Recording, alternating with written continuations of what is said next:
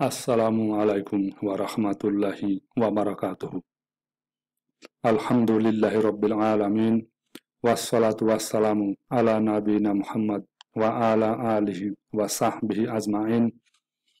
আজকে আমাদের আলোচনার বিষয় মার্কিন সাম্রাজ্য ও জাহানবাদী রাষ্ট্রের ধারাবাহিক অধঃপতন নিয়ে।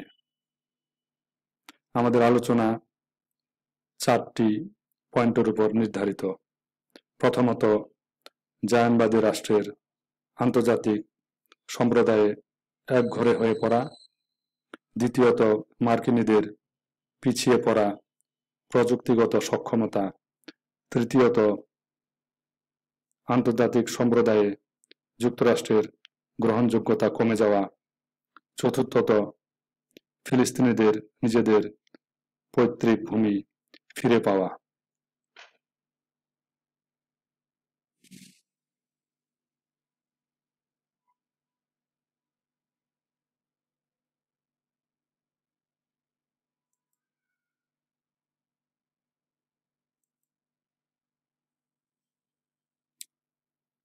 জাহানবাদী রাষ্ট্রের আন্তর্জাতিক সম্প্রদায়ে একঘরে হয়ে পড়া। অবৈধ জাহানবাদী রাষ্ট্রের বিরুদ্ধে আন্তর্জাতিকভাবে নিষেধাজ্ঞা আরোপের দাবি জোরালো হচ্ছে। আলহামদুলিল্লাহ, ইতিমধ্যে ইউরোপ থেকে নিষেধাজ্ঞার ঘোষণা আসছে। এভাবে কূটনৈতিক, বাণিজ্যিক, অর্থনৈতিক ও রাজনৈতিক নিষেধাজ্ঞা বাড়াতে থাকলে জাহানবাদী শক্তি সংকুচিত হতে বাধ্য হবে।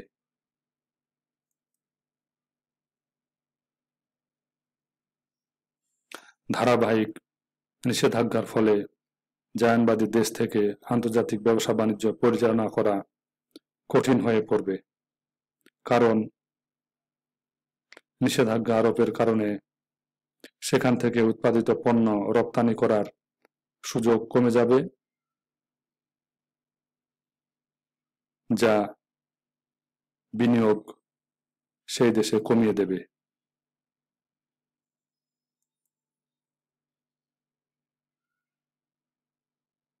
বিনিয়োগ কমে গেলে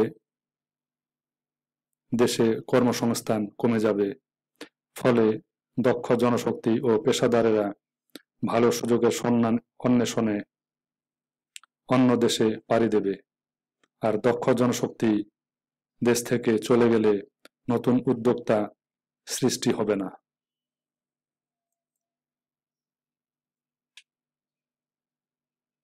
মুসলিম দেশগুলো ও আন্তর্জাতিক সম্প্রদায়ের অব্যাহত সামরিক, কূটনৈতিক ও অর্থনৈতিক চাপ জাহানবাদী রাষ্ট্রের ভিত্তিকে দুর্বল করে দেবে।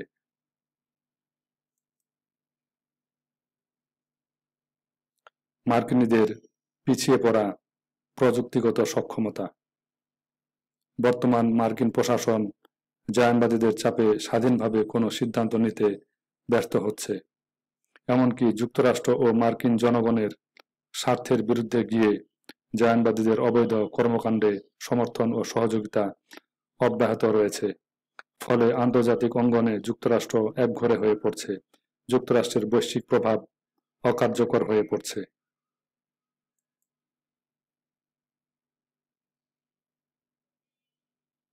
বেশ কয়েকটি দেশ ইতিমধ্যে যুক্তরাষ্ট্রের সাথে প্রযুক্তিগত ব্যবধান সফলভাবে কমিয়ে ফেলেছে, ফলে প্রযুক্তিতে যুক্তরাষ্ট্রের একাধিপত্য থাকছে না।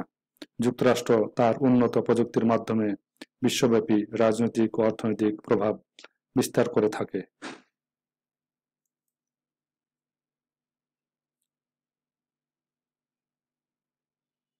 এসব প্রযুক্তির মধ্যে যেমন উন্নত প্রযুক্তির অস্ত্র আছে, তেমনি আছে বিভিন্ন প্রযুক্তি প্রতিষ্ঠান, যেমন আলফাবেট এর মালিকানাধীন গুগল ও ইউটিউব, মেটার মালিকানাধীন Facebook, Instagram, WhatsApp, X, Apple, Motorola, IBM, computer প্রস্তুতকারক Dell, HP, artificial intelligence chip প্রস্তুতকারক এনভিডিয়া সহ আরও অন্যান্য মার্কিন মালিকানাধীন বহুজাতিক প্রতিষ্ঠান, যেগুলোর মাধ্যমে যুক্তরাষ্ট্র বিভিন্ন দেশে অর্থনৈতিক, রাজনৈতিক ও কূটনৈতিক প্রভাব বিস্তার করে থাকে।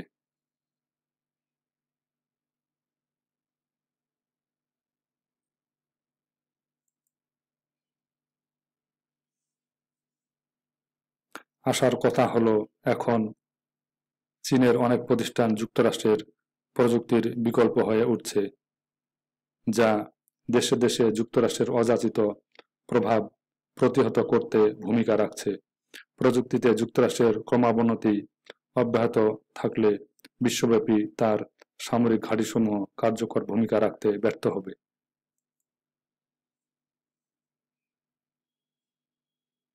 যুক্তরাষ্ট্রের গ্রহণযোগ্যতা কমে যাওয়া।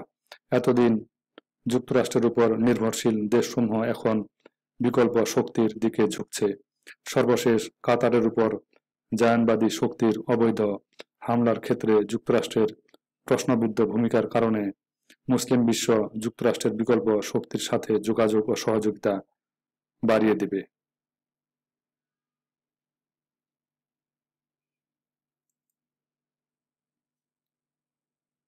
বিশেষ করে মধ্যপ্রাচ্যের মুসলিম রাষ্ট্রগুলো চীন, রাশিয়া, পাকিস্তান, তুরস্ক সহ এই ধরনের আঞ্চলিক শক্তির সাথে প্রতিরক্ষা ও গোয়েন্দা সহযোগিতা বাড়িয়ে দেবে। পাশাপাশি যুক্তরাষ্ট্রের সাথে সহযোগিতা সীমিত করে ফেলবে।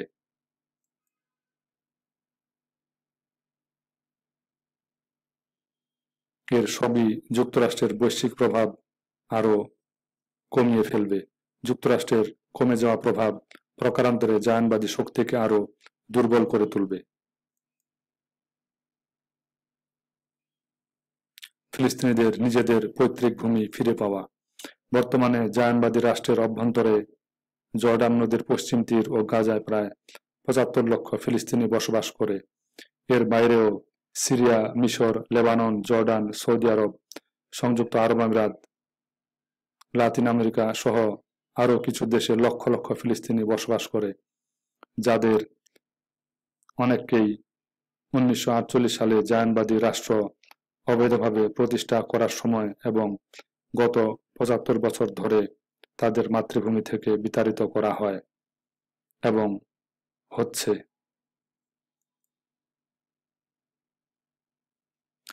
রাসূলুল্লাহ সাল্লাল্লাহু আলাইহি ওয়াসাল্লাম এর সাথে তুলনা করলে এসব বিতাড়িত ও বাস্তুচ্যুত ফিলিস্তিনি এক ধরনের হিজরতে আছেন। সুতরাং জায়ানবাদী শক্তি ফিলিস্তিনিদের কখনোই পরাজিত করতে পারবে না।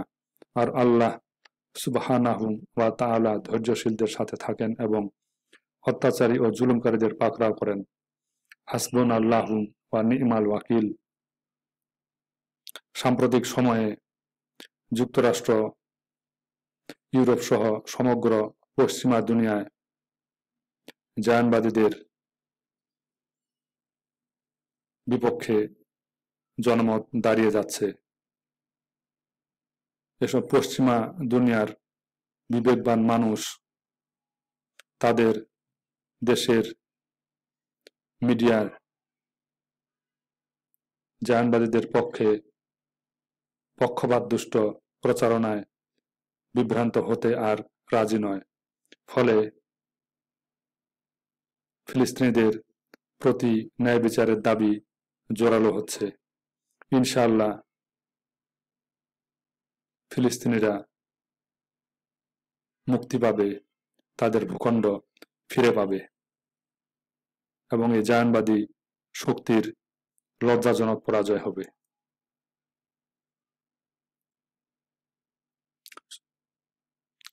সুবহানাকা আল্লাহুম্মা ওয়া বিহামদিকা আশহাদু আল্লা ইলাহা ইল্লা আনতা আস্তাগফিরুকা ওয়া আতুবু ইলাইক।